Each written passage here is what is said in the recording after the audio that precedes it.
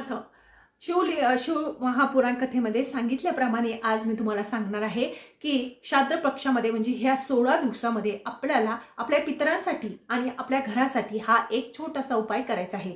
उपाय म्हणजे ह्या उपाय केल्याने आपल्या घरामध्ये धनसंपदा वाढते आणि कधीच धनाची कमतरता राहत नाही। त्यामुळे आज आपल्याला हा उपाय करायचा आहे। तुम्ही 15 दिवसामध्ये म्हणजे हे जे 16 दिवस असतात पितृपक्षाचे, या 16 दिवसामध्ये तुम्ही कधीही हा उपाय करू शकतात।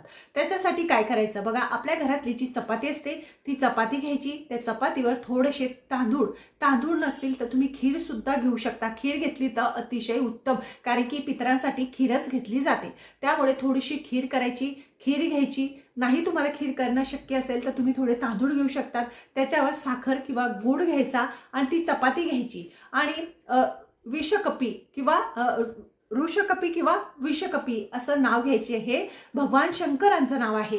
हे भगवान शंकरांचं नाव घेऊन ही जी चपाती आहे ती तुम्ही गाईला खाऊ घालू शकतात। म्हणजे आपल्या घराच्या बाहेर जर खेडागावामध्ये असेल किंवा कुठं पण असतात, शहर गावामध्ये सुद्धा गायी असतात, तर त्या दिवशी कोणत्याही या 16 दिवसामध्ये कोणत्याही दिवशी तुम्ही जर हा उपाय केला तर तुमच्या घरामध्ये कधीच धनसंपदाची कमतरता राहत नाही आणि कधीच तुम्हाला धनाची कमी भासणार नाही, असं शिवलीला अमृतमध्ये सांगितलेलं आहे। म्हणजे शिव महापुराण कथेमध्ये सुद्धा सांगितलेलं आहे। त्यामुळे हा उपाय आपल्याला 16 दिवसामध्ये कधीही एक वेळेस करून बघायचा आहे आणि अनुभव घेऊन बघायचा आहे। माझं चॅनल आवडत असेल लाईक करा, सबस्क्राईब करा। श्री स्वामी समर्थ।